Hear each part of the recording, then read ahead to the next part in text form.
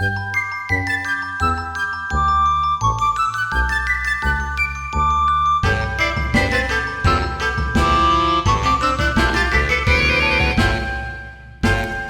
moms won't say.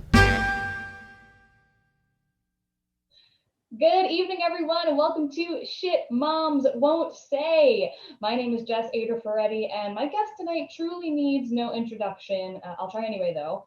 If you're like me, you look to this woman to plan your day, which, by the way, is a lot of power to have. So keep that in mind. New York Times best-selling author, Dancing with the Stars alum, which is super, super fun. Scientist, not a weather girl. Chief meteorologist of ABC News and mom of two, Miss Ginger Z. Welcome. So good to be here. Nice to have you here. What an honor. And I know you asked me, but I'll show it for everyone anyway. I'm wearing, the cold never bothered me anyway because it is a little chilly in New York. So in New York. And I will blame you for the weather. Yeah. Constantly, but yet don't give credit where credit is due. That's fair. Yeah, I was told this morning, so I did say, like, I'm talking to Ginger today. Gotta I think it's her fault. Yeah, well, you know what? You'll warm up in May. You heard it here first, folks. Yeah. Hard-hitting predictions from Chief Meteorologist of ABC News. It'll be warm in May. Yeah. Before we jump into the Big Mom 3, I think we need to get the hard-hitting questions out of the way first. Okay. Who's going to win Dancing with the Stars this season? Ooh, good question. I have a real bias because I was Val's partner. His wife, Jenna, is and was like my, in Dirty Dancing, how you have the helper and the woman who's helping. Of course. She was my penny. So I have, I'm really invested, and Neve happens to be a friend. So the Neve and Jenna, got to go with them. Okay. But I also think because Neve is improving significantly, he was not a dancer, but boy, is he looking good. For a guy, he's moving more than most guys move on that show, by times 10, a lot of movement, a lot of great hand motion. So I'm with it. Awesome. And so we're on the same page. I'm a Neve fan. And as someone who's married to a woman, I would marry Neve. So just so it's all out there. If you're interested, I could be reavailable. You know what? And that's funny that you say that. So I'll tell you real quick how I met Neve. My husband, I was always telling my husband, when I met my husband, I'm like, I love Neve. I was kind of crushing on Neve, right? And we figured out my husband looks a lot like Neve. So we figured that's kind of probably makes sense as to what I'm attracted to. But I talked about him so much that I was pregnant with Miles, and Ben, for my birthday, loves to do weird surprises and gifts that are not traditional. So I go and meet him at work. We're going to go to lunch. And this is when he works at NBC. And I walk in and he's like, they're like, Ben's in this other room. I'm like, okay. And I walk in and there's a camera and I'm like, oh God, what are we doing? And then Neve pops out and he's like, hello. And I'm like, hello. And he's like, I'm giving you the chance to interview Neve for your birthday. You can ask Neve anything. And I had watched Catfish for so long. I'm like a 15-year-old at heart. If I have time to view anything, it's MTV. I'm still stuck in 1989. Anyway, I've seen every episode of Catfish, and my friends call me the stalker because if someone wants to know something about someone that's maybe not public, you know how to do it. And I love Catfish. I'm fascinated. I am too. I mean, he changed the world. He's a powerful guy that way, and such a creative guy, and all these reasons. So I got to meet him and have this interview, and it was just kind of quirky and fun, like we do. But at the end of the day, I'm like, that was wonderful. But unless I see Neve at an awards show, I'm not gonna know him, right? The next day, we went with our then 2-year-old to the museum, and Neve and his wife and their 2-year-old were there, and we were oh. Hey, this is kind of weird. Hi, you guys want to walk through the museum? So we start walking through the museum. And then since then we've invited them over. We've had them for pool party. We've just become friends. And so that's awesome. And so I knew he was going to do the show because months before, because he was asking me, he's like, should I do it? I'm like, there is no question you should do it. Just personally, not even for, publicity or any of that stuff, just for growth. And he wrote me and he's like, this is the best. I'm having so much fun. So. Oh, cool. Well, we're Team Neve in this house. So that's great. And we're also Team Tyra Banks, which is why we watch the show. So thank you.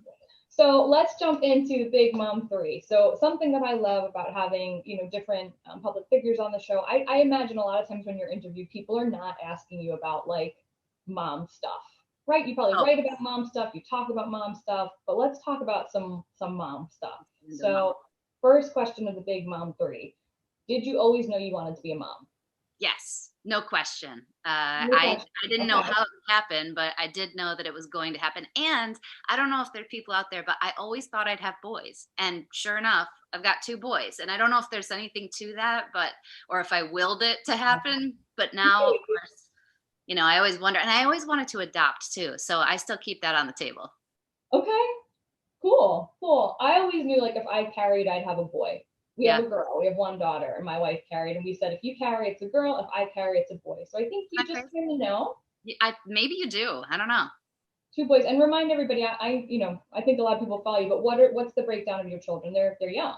Yeah, 4 and 2. So, or 4 3/4. I should make it very clear because he wants to make sure everyone knows that he is going to be 5. Very cool. Very, very cool. Okay, second question of the Big Mom 3. What is the shittiest or like most backhanded piece of advice you've ever gotten from another mother or parent? I feel like there's a lot. I just think that people give advice, especially in my position, because they feel complete strangers, like they know better than you, or they know what your whole setup is. Like I'm always transparent. Like, yeah, we have a nanny. Do you think that I could have flown across the country and done Dancing with the Stars without one? No, because my husband was at work too. So like, I'm very open about that. But I saw a recent study about three adult households, and I think that's so brilliant. If you can have a village, then build a village. Like it's not for one person to do. So the worst advice I got is probably during that dancing time. I had a lot of people that were saying, your child is going to be hurt by your travel. You will not have a connection to your child. They will not, and that was their advice, was to basically quit both of my jobs and stay home. And I love being home with my children, but I think that what I learned during that time was something that I was never able to do prior to having children. And that was to actually be in a moment and to actually focus and put blinders on so that I could be there. And, as much as I've learned in this pandemic that time does matter, spending time with my 2-year-old, he's way closer to me than we were 9 months ago when I was traveling. But is this quality time all the time? And I'm focused on that because I actually got very good at magnifying that in my life in that really busy first 5 years of having kids. So I don't know. I think that's the worst advice, because also I had a great model. My mom worked a lot. She was a neonatal nurse practitioner. She was gone, and then she was kind of gone because she would be so sleep deprived for another day and a half after. So anybody who knows a shift worker doesn't make them a bad person. It doesn't make them a bad mom. And guess what? We have an outstanding relationship, my mom and I.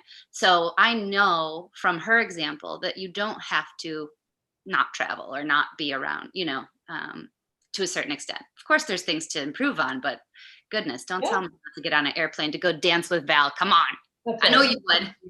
Meanwhile, so I'm actually going to adjust myself, right? Because we're talking about your schedule here. Oh, much better. We're filming at 2:00 in the afternoon. Everyone knows the show isn't live, so no cat out of the bag because of your schedule. So you have to jump on a plane and go here and do this. That's your job. That's your livelihood, and it's something that you're passionate about and you enjoy. And we talk about this on the show a lot. Like, you should do what you're passionate about. Like, you studied real hard to not be a weather girl. You're a scientist. You're a chief meteorologist at ABC News. You're a place Sam champion, for Christ's sake. Like, you do the damn thing. And like you said, you focus on making those moments count. And I think that it's important, and that your kids in years from now are going to say, like, my mom's pretty cool.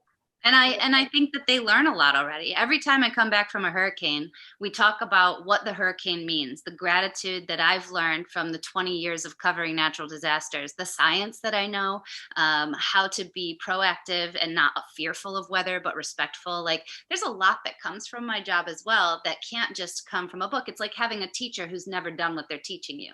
I don't think that's the best teacher. And to be a parent, a big part of us as a parent. We are a guide. I mean, we are a guide and a teacher of life. And so the things that I learn, even now, I haven't learned it all.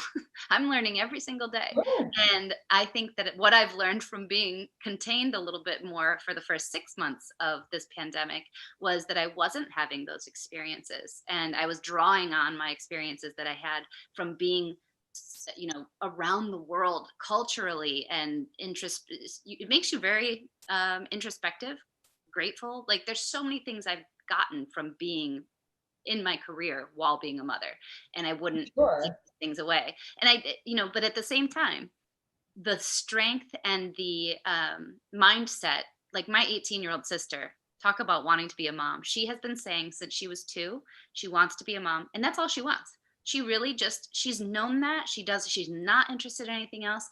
And I find nothing wrong with that. That's what she's interested in. That's your path. That's your path. Yeah. But there are just different people who have, and I see it in my children. I see one of them that is more inclined toward numbers. And then, you know, we all have those inherent parts of us, and our talents, those should be lifted up. She should be the best, you know, entertainer of the matriarch of the family. Good, because I'm not going to get like the pumpkin towels at Halloween. She needs to do that, you know, and that's why you don't have time to get pumpkin towels for. I don't know, and you know Halloween. No, but my nanny does. So that's right. Your nanny.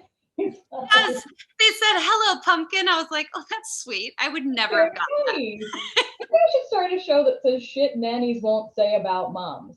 Maybe that's the new show. We'll see. We'll see. I think you have a lot to say. I don't think people have enough time. I think, you know, that would be quite a show. But I love that. That's a great answer. And, you know, people doing what they're passionate about and whatever that may be is very important. And I imagine it might lead into Big Mom question number 3. So what is if it doesn't, it's okay too. You could go totally off track. No one watches the show anyway. What is a skill or superpower you had before becoming a mom that you feel has really helped you as a mom? I was in like serious therapy to figure out my own boundaries and especially my emotional boundaries when it came to absorbing other people's feelings. Had I not gotten that taken care of, I would be in a corner right now. Because, I mean, he's not even 5, but that guy can try to make me feel pretty small already. and it's true. Nothing makes you feel smaller. So my daughter just turned 1. Then her looking at me like I'm a total asshole. Yes. My daughter looks at me and she's like, yeah. Like, thank God for therapy, because you're right. Without that, I wouldn't, and because I can then teach those emotional tools that I was lacking and that, you know, weren't taught to me. And so to be able to translate that to them, because right now I'd say I'm about a 2nd grader in emotional stability, really, like where a 2nd grader should be, but it's taken me 40 years to get here. Like I am learning with him how to set boundaries, and it's fun for me to watch. I'm like, oh, that's what he's doing right now. Yeah, I did that last year. You know? And but it's fun and it's exciting, and I'm so glad that I had that education, because as much as I learned about the science of the atmosphere, and I can break down the cross section of what's happening right now, all the way and tell you some thermodynamics, I know nothing about how the human brain worked prior to 10 years ago when I had to go to the freaking hospital so that I could get better. Like that part, I'm so glad that I feel like is a superpower, because as much as I'm joking, like I'm a 2nd grader emotionally, a lot of us are, you know, and a lot of us haven't taken time to focus on and spend the time that we should have. And there's where societally, I think we've made a mistake. And that's that we take painstaking, so many dollars put into what we physically look like and our physical health, which is important, of course. Sure. And like, nobody thought, oh, what about the brain that makes the rest of that function? Like we should probably invest just as much time and emphasis and money into creating the healthiest brain and sleep patterns. And like those two things, not only were not paid attention to, but were like shunned, like, oh, sleep, oh, mental health, ugh. You know, like, wait, what? It looks pretty. It's a Ferrari without an engine, right? Right. And so that's another superpower I think I've gotten now is I think at least baseline, it's good to be a second grader, because I think I'm a second grader with a really great education. You're like the smartest second grader in the class. That's right. Not bad. You could be a worse off second grader. Would you say though, so like you said, like, tying emotions, would you say you're like an empath sort of naturally, that you had to I am. not be such a crazy, I get that totally. Not be like a totally connected to other people's emotions and let them affect you 100%. Yes. And a lot of people are like that. I was, and then in my environment as a child really solidified who that was, because I don't know that I was born that way, because I see in my two kids, one's an empath and one's like a bulldozer. And those are, those can be inherent, and then you can kind of mess with those two things. One of them needs more stimulation emotionally, one of them needs less. Like, there's all these psychology terms that I've been way too focused on, but basically I think I came out maybe less empathetic and sympathetic, but then my surroundings created a people-pleasing absorber times a million, because all I wanted to do was make sure that everybody, mostly my mom and dad, were happy, right? Mm-hmm. And that's what a lot of us do. And that then spiraled really badly, and mostly because of no communication and no help. And then it got me into some really big trouble. And then I had some traumas. And then by the end of it, it's like, whoa, that got out of hand. And I think it's nice that we now all be available and open to realizing that we have to set it up right. Then when the trauma happens, we have to fix it right, because these things are all going to happen. I can't protect my kids from every single one of these. My parents are not, as much as I'd love to blame them for everything, they're not responsible for everything. We can, but we won't. Yeah. And that's a good lesson for parents too. It's like, hey, you can only do so much. Right. Not everything is your fault. It's true. A lot is, a lot of things fall on parents. But at the end of the day, not everything is your fault. So cut yourself a break. But I think in like sports terms, what you just did was like a layup for me to my next subject. Anyway, I don't know. I'm a theater nerd. I have no idea how that goes, but sounds right. So, talking about sort of mental health, you really come out as quite a mental health advocate. And that's very cool. And we're going to chat about some other things in your career and authenticity and all that good stuff. How are you ensuring, and we don't have to go through all of it. There's a great People article about you. There's a lot of articles about how open you've been about your own mental health journey. How are you ensuring in your home, and again, parents at the end of the day can be blamed for all kinds of things, but how are you ensuring that your boys who are, 2 and 4.5, right, 4 and 3/4, are growing up in an environment where they are able to set those boundaries? And it sounds like some have it naturally, and some probably have a little bit of work. So what are you doing as a mom to keep encouraging that? The first thing I'm doing is that I am being transparent with them. So as much as I have healed in the last 10 years, it is a constant recovery of where I was, the rock bottom, right? And so I don't stay away from the bottom, but I don't go to the rock. Like I definitely dip. And during this pandemic, for example, I certainly woke up one morning, and I usually describe my really bad days in the past as like the movie bars that come in and everything goes black. And that's when it's really bad.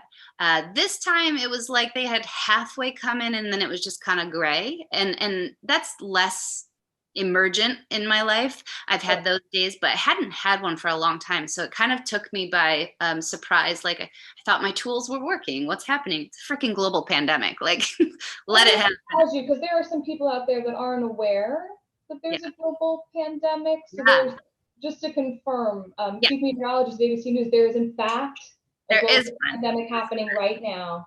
Oh my God, that is. Well, that alone. And talk about a real, I have been, as a meteorologist and as a scientist, I've been questioned my whole life, disrespected, not believed.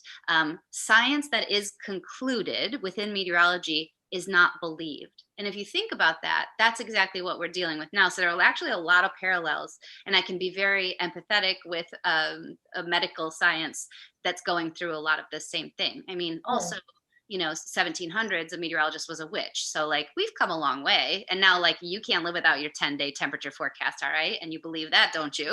So, it's the first app I check, and then I tune into you to be like, you're lying to me. I need science. Apple weather app. Yeah. Garbage. Temperature's pretty good on the apps. The rest is bad. But we've gotten that far. And so when I woke up that morning and I felt that again, my first line of defense, and this is something that I've learned that works every single time, is just to say it out loud. Like, it sounds silly and it sounds very, you want to talk about sounding, quote, crazy. I'm like, I see you. Like, I know you're there. And by you, I mean depression. I know that you're trying to do this to me. That's not going to take care of it alone, but it does identify for yourself, because transparency and honesty with yourself is the one place most of us don't go, where most of us are very good at running away, trying to block, and then it like takes over, right? So I'd say, I see you. I know you're there. This is not going to happen. And then I will tell my husband, I call my mom, I'll call my therapist, I get the team together. Sure. And so we can all be like, we see you, because now you're not as strong because we're around you. You're surrounded, and I know how to take care of you. I've done this before. And then I realized that my kids are going to be a part of that team. Like, I'm not going to leave them out. Granted, and people use this analogy all the time, but it's like depression, bipolar. There's so many different versions of illness, disease, disorders. No matter what it is, it's still like having cancer or like having something. If you had a broken leg, you go to the hospital and they fix it. Why, if you have a broken mind in the moment, do you not go to the hospital and fix it? That right there should be the gold standard of how we treat things. Well, I think it's because meteorologists were witches. I think that's probably why. Yeah, it's part of why.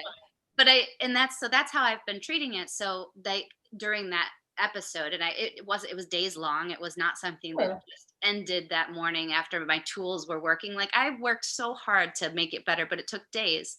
And I was sitting on the deck and I was just crying, just fully having didn't make any sense. Not only am I okay with doing that, but then when Adrian comes up and says, "What's wrong, Mommy?" I said, "I'm sick." Because I am, And then he said, then I don't want to scare him. And he said, "Well, are you going to be okay?" And I said, "Of course I'm going to be okay. I have a doctor that's helping me. I have, Dee Dee and Daddy, and everybody's going to help, and I'm going to be okay. But right now I'm just sick." And like, that right there is all he probably needs to know. I'm not going to be like, because I've tried to kill myself, but like, that's too much for the kids, like too much.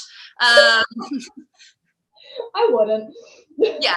Well, like, there's a way that's something that as a society, we have not done a good job at. We haven't said that's illness.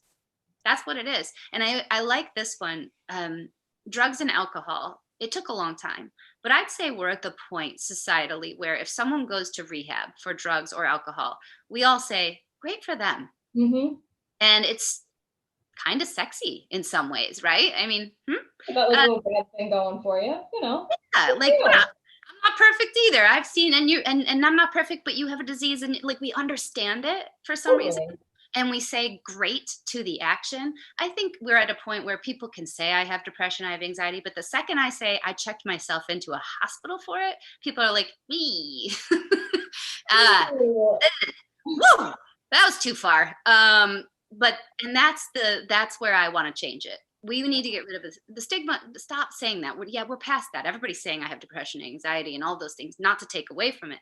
What do we do now? How do we make it better? And how do we make it acceptable to take a week away from work on family medical leave act, whatever it needs to be, so that you can go get your brain right, just like you would if you broke your leg.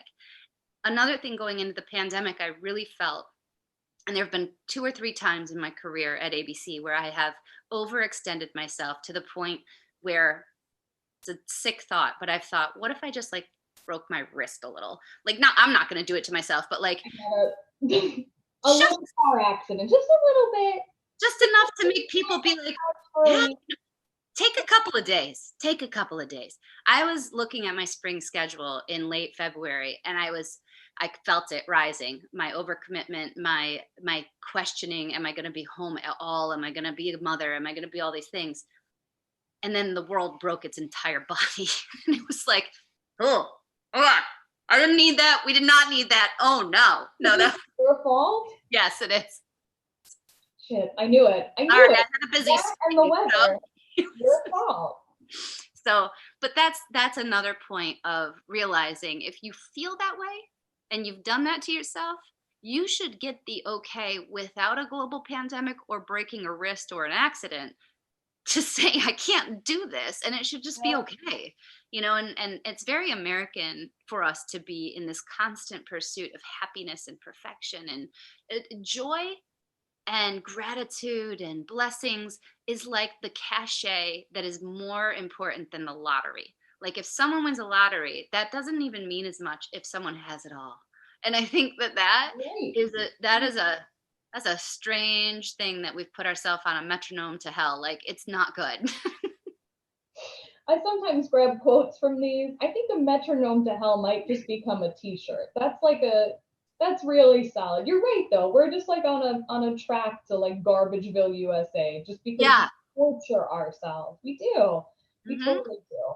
And I don't know about you, but Yeah. if you know anybody from the UK, they don't value joy or happiness. They find it kind of braggy when people say like, "Oh, I'm just everything's great," like whatever. They would first of all never say that, and then they don't find the same value in it. Where it's like they kind of sit in their suck, and that's the other thing that I've been really focusing on is just letting things that suck, and then just moving through the suck, letting it suck for as long as it is, not letting it, spiral into more suck, but like sit in it. And then, and people have talked about this, Glennon Doyle talks about it, is there's a lot of ways to say it, but I think that's what really helped started me floating above all of the depression stuff is really just being like, oh, actually, I'm going to sit in here. I see you. I'll hang out with you, but I'm not going to let you take me down. And that's it. I love it. I love it. My best friend always says depression can't hit a moving target. Yeah. Like calling the baby ugly makes you a moving target, right? Because you're acknowledging it. You're not just letting it kind of sit on you. You're like, I know it. I see you. Yeah. So I love it. That's awesome, and I'm sure your kids will benefit from your own mindfulness, right? Not your like fake like joy and blessings and serenity and blah blah blah blah blah. Your actual like acknowledgement of importance of mental health. So I think it's very cool that you put it out there so publicly because so many don't. Mm-hmm. And so many people suffer, right? Mm-hmm. Why suffer when there's literally, like you said, create a village to help raise your kids, create a Yeah. village to help like elevate yourself and fix yourself. So bravo to you and thank you for being so honest about it. Again, like just moving right along onto it, you're crushing it. So you've done sort of everything, right? Like I don't know a single person in my life that I've ever to be like, oh yeah, I talked to Ginger Z today. They'd be like, who? Like you just kind of crushing it. Like you're a New York Times bestseller. You're chief meteorologist at ABC News, again, not a weather girl, a true scientist, has a degree in science, values science.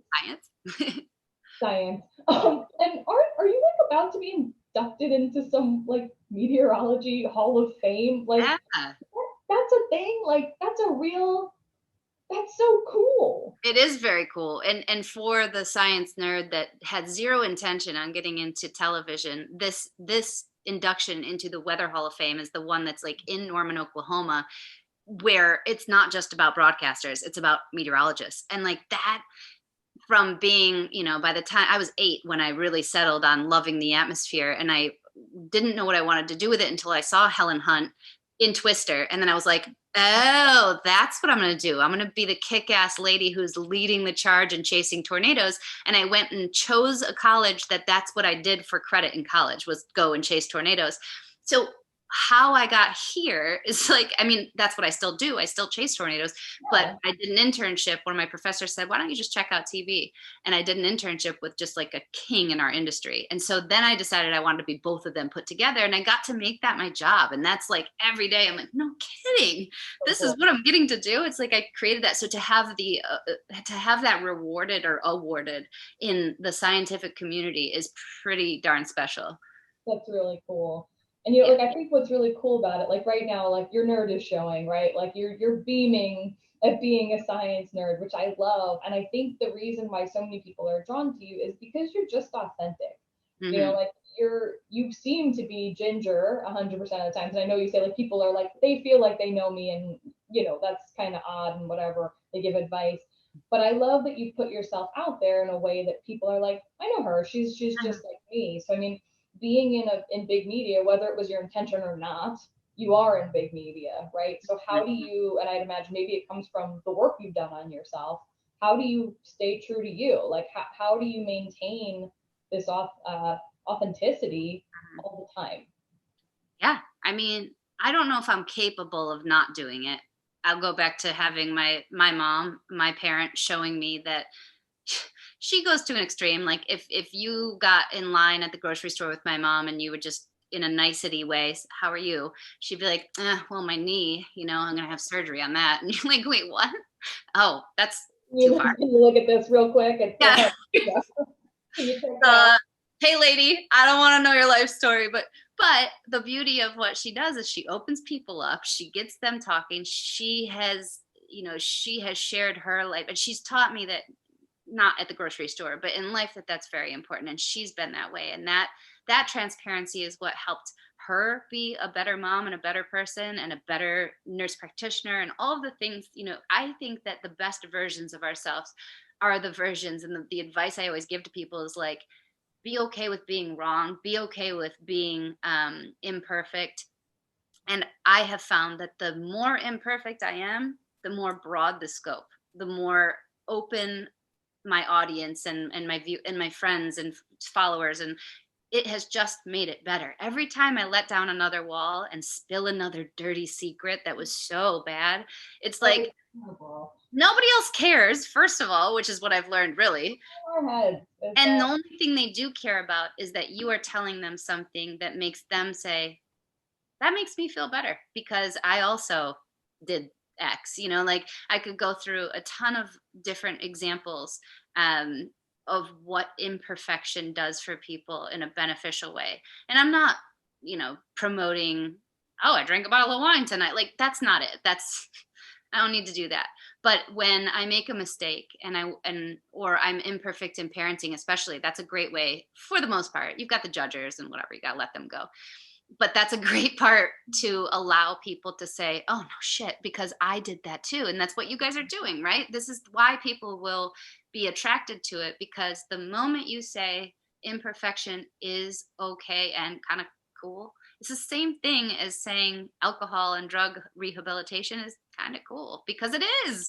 If you need that, outstanding. All we're trying to do is help heal and make ourselves better versions. And that's what my mom taught me, like either way, by the end, she was learning something and growing. And that's what I hope that my transparency keeps doing. Also, I think my husband likes to keep me super humble. He has a treasure trove of the worst photos of me ever.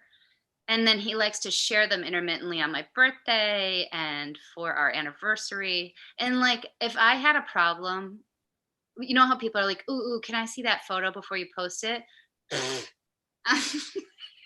That kind of thing too. I think taking yourself not so seriously is pretty important. And that I've learned, I would say, from my dad. My dad is not, he doesn't take anything seriously, which can be problematic, but like there's a big part of life that is not serious, and we should just kind of laugh and have a good time. And that has been very helpful for my authenticity too, because there's a lot to laugh at.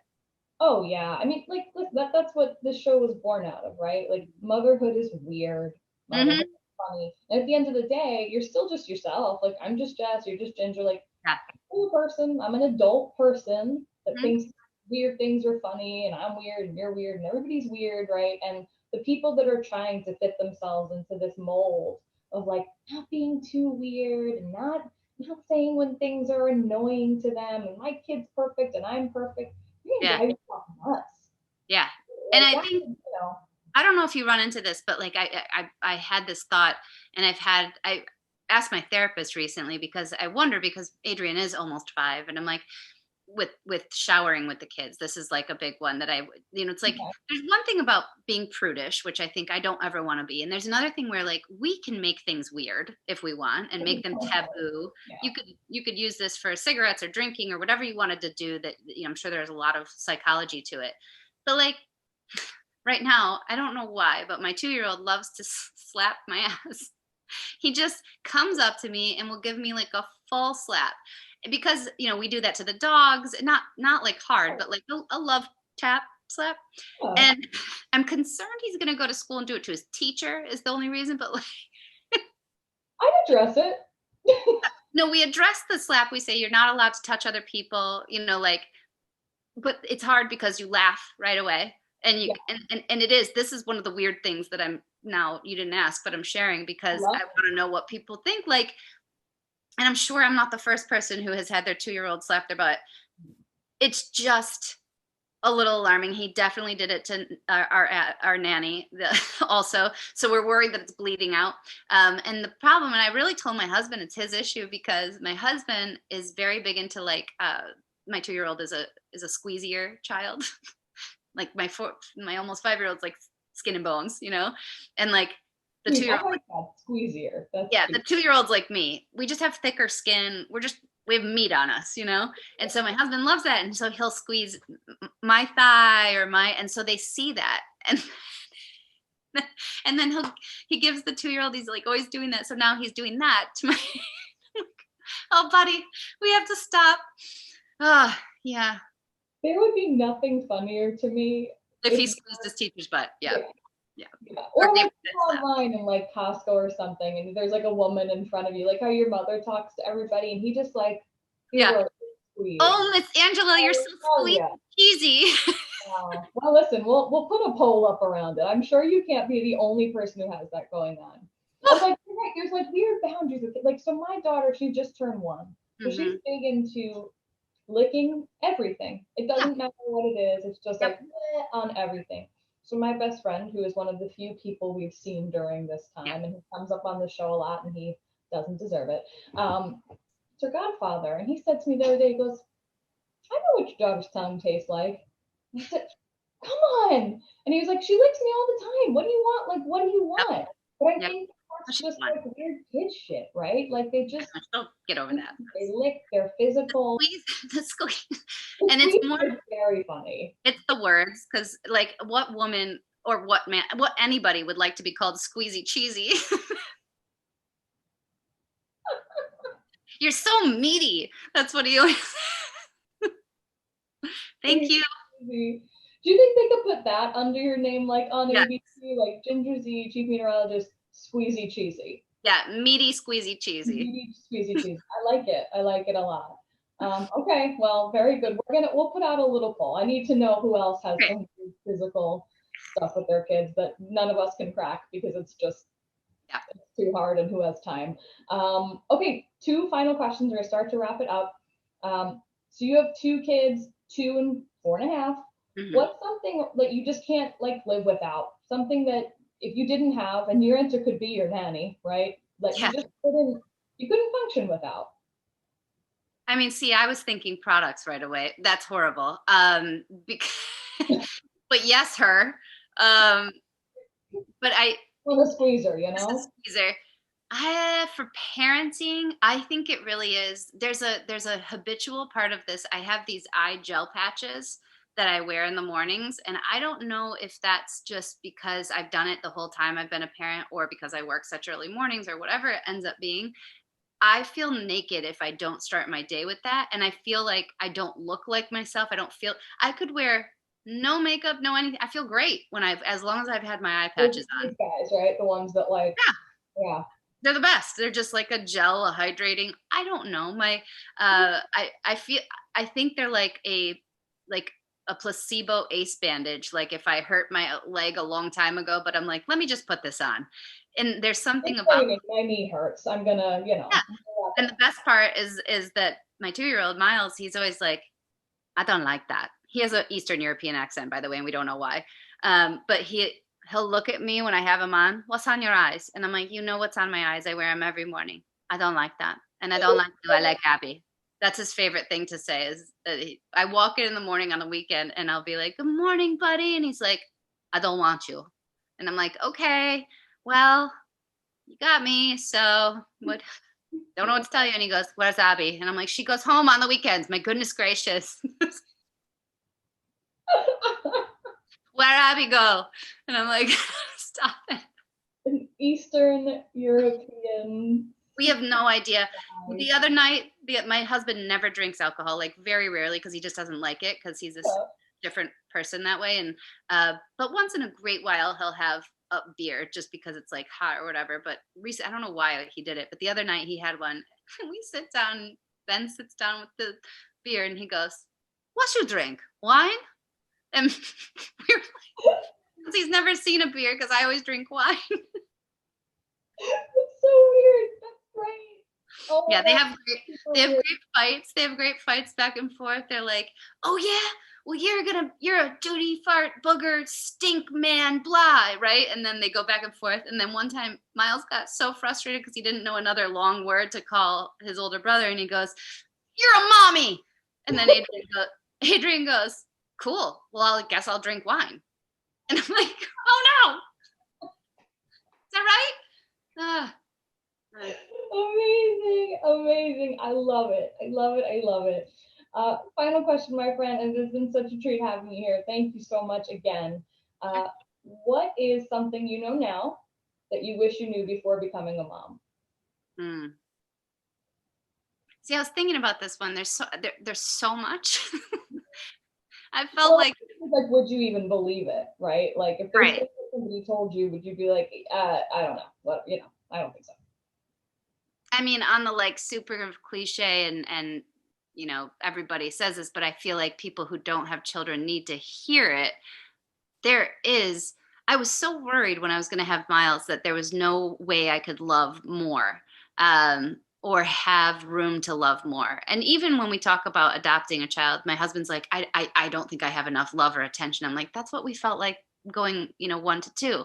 There is no greater joy. And I've produced a lot in my career as far as like, on television and all these things. There's no better production than your child, and the joy and all of the pain. And we've been so fortunate not to have that yet, but I know that there will be. I just think that at every single moment, I'm like, holy crap, this is cool. Like this is really, this is what life's about. Oh my gosh, it's the key to life. I think it really is. That sounds super airy and very like, and then I would say I would tell myself back then the power of diarrhea only, and not in like, oh, it splatters up their back. Like everybody knows that already. When Miles, at the very beginning of the pandemic, we had coronavirus. We didn't know right away, but Miles had it first. And in kids, we didn't know this, but in kids, it presents in the GI.